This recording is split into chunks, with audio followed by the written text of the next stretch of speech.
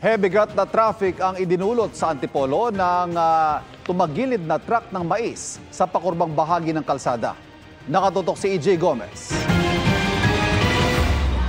Sa palikong bahagi ng Zigzag Road, Barangay San Jose sa Antipolo City, tumagilid ang 22-wheeler na ito. Pasado alas 4:30 ng hapon kahapon.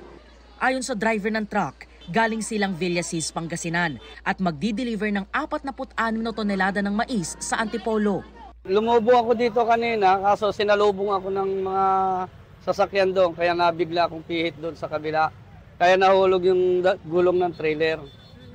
Kaya yun ang cause ng pagkatumba niya. Naputol yung chassis ng traktor kaya bigla siyang bumagsak yung ulo.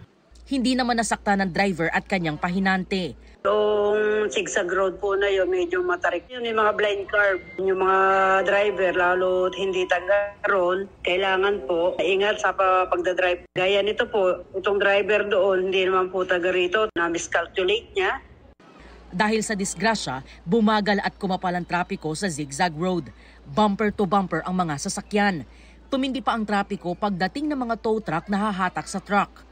Ayon sa pulisya, titikita ng driver ng truck dahil sa obstruction at reckless driving.